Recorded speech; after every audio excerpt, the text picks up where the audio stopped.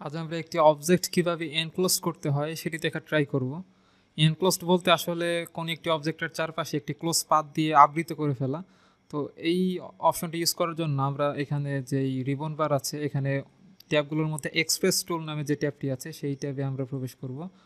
এখানে প্রবেশ করার পর আমরা দেখতে পাচ্ছি আমাদের টেক্সট প্যানেলে এখানে এনক্লোজড ইন অবজেক্ট নামে একটি অপশন দেখতে পাচ্ছি। তো এই অপশনটা এই টুলসটা যদি আমরা সিলেক্ট করার পর আমাদেরকে বলা হয় যে কোনো অবজেক্ট সিলেক্ট করার জন্য স্পেশালি টেক্সট অবজেক্ট, তাহলে আমরা এই টেক্সট অবজেক্টটা সিলেক্ট করলাম।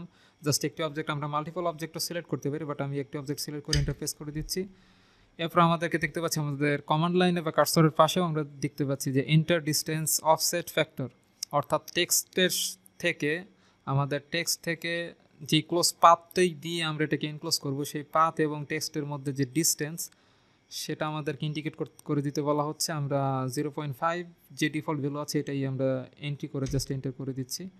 এরপর আমরা যেই পাথটা ক্রিয়েট করবো চারপাশে সেটিকে সার্কুলার নাকি স্লট নাকি রেক্টেঙ্গেল এটা আমাদেরকে স্পেসিফাই করে দিতে বলা হচ্ছে। তো আমি স্লট দিয়ে দিচ্ছি ফার্স্টে, এবং আমরা যদি কনস্ট্যান্ট ইউজ করি তাহলে অবশ্যই যেই পাথটা ক্রিয়েট হবে সেটা কনস্ট্যান্ট হবে, ওটা চেঞ্জ করা যাবে না। ভেরিয়েবল দিলে আমরা ওটা এডিট করতে পারবো, ওটার সাইজ আমরা স্টেচ বা অন্য যেভাবে এডিট করা যায় সেটা এডিট করতে পারবো। তো আমি আপাতত কনস্ট্যান্ট দিয়ে দিচ্ছি, এবং কনস্ট্যান্ট অপশন যদি চুজ করি তাহলে একটি স্লটের অবশ্যই ওয়েট, হাইট এবং ওয়েটস আছে।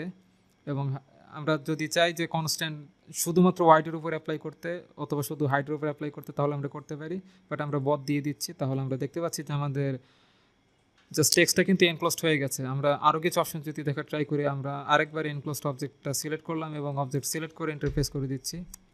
এবার আমরা অফসেট যদি একটু বাড়িয়ে দিতে চাই, 1 করে দিতে চাই, সাপোজ আগে 0.5 ছিল, আমি 1 দিয়ে ইন্টারফেস করে দিলাম। এবার যদি আমরা সার্কুলার পাথ সিলেক্ট করি এবং এটা ভেরিয়েবল রাখি তাহলে দেখতে পাচ্ছি আমাদের এবার কিন্তু আমাদের টেক্সট থেকে আমাদের লাইনের ডিস্টেন্স কিন্তু এবার একটু বেশি আছে। আগের বার যখন হাফ ছিল, এবার দেখতে পাচ্ছি আমাদের ডিস্টেন্স আছে প্রায় 1-এর মতো, অর্থাৎ ডিস্টেন্স আমার বেশি আছে। আমরা যদি এটাকে ভেরিয়েবল যেহেতু সিলেক্ট করেছি এডিট করতে চাই তাহলে এডিট করতে পারবো, বাট আমি আপাতত এডিট করছি না। আরেকটি অপশন যদি আমরা দেখা ট্রাই করি, এনক্লোজড অবজেক্টটা সিলেক্ট করে আমরা এই টেক্সটটা সিলেক্ট করে ইন্টারফেস করে দিচ্ছি, এবং এবার ডিস্টেন্স আমরা আরেকটু কমিয়ে দিতে চাই। এটা 0.5 এবং 1 ছিল গতবার, আমরা 0.2 দিয়ে যদি ইন্টারফেস করি তাহলে অনেক ন্যারো হয়ে যাবে। আমরা রেক্টেঙ্গেলটা একবার সিলেক্ট করে নিচ্ছি এবং কনস্ট্যান্ট সিলেক্ট করে, যেহেতু সার্কুলার পাতের ক্ষেত্রে হাইট এবং ওয়েটের কোনো বিষয় থাকে না,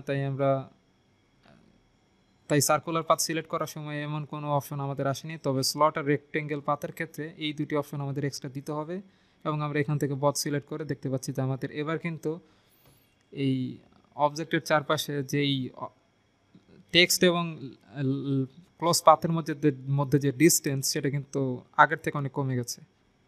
তো এভাবে আমরা কোনো একটি টেক্সটকে এনক্লোজ করে ফেলতে পারি। আশা করছি টেকনিকটা আপনাদের কাজে লাগবে। ধন্যবাদ সবাইকে।